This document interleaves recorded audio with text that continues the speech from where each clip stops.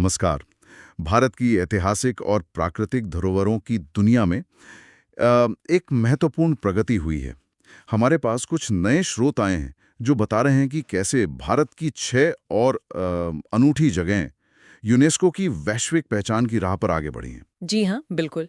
ये 7 मार्च 2025 की बात है, जब यूनेस्को ने इन 6 भारतीय धरोहरों को अपनी अस्थायी सूची मतलब टेंटेटिव लिस्ट में शामिल किया। हाँ, और इसके साथ ही अब भारत में ऐसी कुल साइट्स 62 हो गई हैं। जी, 62। तो चलिए इन स्रोतों में थोड़ा और गहराई से देखते हैं कि ये नई जगहें आखिर हैं कौन सी और इनमें ऐसा क्या खास है। बिल्कुल, इनमें प्राचीन शिलालेख भी हैं, तो हरे-भरे राष्ट्रीय उद्यान भी। काफी विविधता है। शुरुआत करते हैं छत्तीसगढ़ के बस्तर जिले से। वहाँ है कांगेर घाटी राष्ट्रीय उद्यान। हाँ, कांगेर घाटी। इसे अपनी प्राकृतिक सुंदरता, भूवैज्ञानिक विशेषताओं और खास तौर पर मतलब जैव विविधता के लिए चुना गया है। सही। वहाँ चूना पत्थर की गुफाएं हैं, झरने हैं और जंगल तो खैर है ही बहुत घना। और आंकड़े तो मतलब कमाल के हैं। स्रोत बताते हैं कि यहाँ 963 तरह के पौधे हैं 963 काफी ज्यादा है। और ऑर्किड की 30 दुर्लभ प्रजातियां, 49 स्तनधारी, 210 पक्षी, बाप रे। 37 सरीसृप, 16 उभयचर, 57 मछलियां और 141 तितली प्रजातियां। गजब की बायोडायवर्सिटी है वहाँ। हाँ, और एक 150 फीट ऊंचा तीरथगढ़ जलप्रपात भी है। इतनी सारी विविधता एक जगह, इसका क्या महत्व है मतलब यूनेस्को के नजरिए से? देखिए, ये आंकड़े सिर्फ गिनती नहीं है। ये दिखाते हैं कि कांगेर घाटी एक बहुत ही जटिल और समृद्ध इकोसिस्टम का घर है।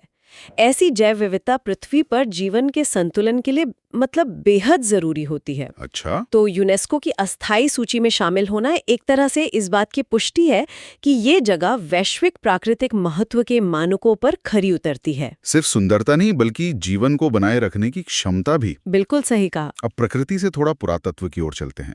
तेलंगाना का मुदुमल मेगालिथिक मेनिर। हाँ, मुदुमल, ये काफी दिलचस्प है। स्रोत बताते हैं कि ये लौह युग की संरचनाएं हैं, बड़े बड़े पत्थर।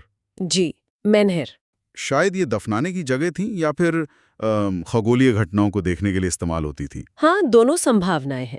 ये बड़े पत्थर मतलब मेनहिर भारत की प्राचीन महापाषाण संस्कृति को समझने के लिए एक खिड़की की तरह है। महापाषाण संस्कृति? जी, वो समाज जो लिखित रिकॉर्ड छोड़ने से पहले इस तरह की विशाल संरचनाएं बनाते थे। ये उनके विश्वासों, उनकी सामाजिक संरचना के बारे में काफी कुछ बताते हैं। अहम सुराग मिलते हैं इनसे। समझा। अच्छा, फिर आते हैं सम्राट अशोक के शिलालेख स्थल। हाँ, अशोकन एडिक्ट्स। ये तो 3री शताब्दी ईसा पूर्व के हैं। चट्टानों, गुफाओं, स्तंभों पर खुदे हुए। और ये कई राज्यों में फैले हैं। जी, इसीलिए इसे एक सीरियल नॉमिनेशन या श्रेणीकृत नामांकन कहा गया है। इनमें खास क्या है मतलब अशोक के शिलालेख तो पहले से ही जाने जाते हैं। खास बात है इनका संदेश और इनका फैलाव। ये सिर्फ शाही सरमान नहीं थे। अच्छा, ये धम्म यानी नैतिक आचरण के सिद्धांत थे जिन्हें अशोक ने अपने इतने बड़े साम्राज्य में फैलाया। इनका अलग अलग जगह पर मिलना दिखाता है कि उस जमाने में संचार और शासन की पहुंच कितनी थी। ये बात तो है। इसी कड़ी में मध्य प्रदेश के 64 योगिनी मंदिर भी हैं। जी, 64 योगिनी टेम्पल्स। ये पहाड़ियों पर बनी खास गोलाकार संरचनाएं हैं, पत्थर की नक्काशीदार मूर्तियां हैं इनमें। इनकी वास्तुकला काफी अलग लगती है। बिल्कुल अलग। इनकी जो गोलाकार योजना है वो पारंपरिक मंदिर डिजाइन से हटकर है। हाँ। संभव है कि ये तांत्रिक परंपराओं से या फिर किन्हीं खास देवी संप्रदायों से जुड़ी हों। ये भारत की धार्मिक और स्थापत्य विविधता का एक बहुत ही अनूठा पहलू दिखाते हैं। सही कहा। और फिर हैं गुप्तकालीन मंदिर, 4वीं से 6वीं शताब्दी के। गुप्त टेम्पल्स, हाँ। स्रोत कहते हैं कि ये अपने परिष्कृत डिजाइन और कलात्मक श्रेष्ठता के लिए महत्वपूर्ण है। बिल्कुल। गुप्त काल को तो अक्सर भारतीय मंदिर वास्तुकला का स्वर्ण युग कहा जाता है। हाँ, सुना है। गढ़ का दशावतार मंदिर है। हमें नागर शैली के शुरुआती तत्व दिखते हैं। बहुत विस्तृत नक्काशी वाले द्वार, पौराणिक कथाओं का सुंदर चित्रण, ये सब। अच्छा। ये बाद के जो मंदिर बने उनके लिए एक तरह से नींव का काम करते हैं। तो ये तीनों स्थल, शिलालेख, 64 योगिनी और गुप्त मंदिर, ये प्राचीन भारत की सोच, आस्था और कला, इनके विकास की कहानी कहते हैं। बिल्कुल सही।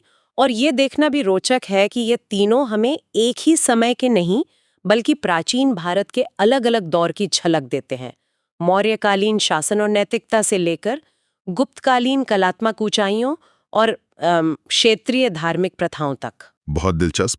और आखिर में लिस्ट में है मध्य प्रदेश और उत्तर प्रदेश में फैले बुंदेला राजवंश के महल और किले। जी, बुंदेला आर्किटेक्चर। स्रोत बताते हैं कि मध्यकालीन भारत की वास्तुकला का एक अनूठा नमूना है। इसमें राजपूत और मुगल शैलियों का मिश्रण दिखता है। हाँ, जैसे ओरछा का जहांगीर महल या दतिया का गोविंद महल। बिल्कुल। इस मिश्रण का क्या मतलब है? ये मिश्रण सिर्फ शैलियों का संगम नहीं है, ये उस दौर के राजनीतिक और सांस्कृतिक आदान प्रदान का भी प्रतीक है। अच्छा। बुंदेला शासकों ने स्थानीय राजपूत परंपराओं को उस समय की जो मुगल वास्तुकला थी उसके तत्वों के साथ बहुत कुशलता से मिलाया।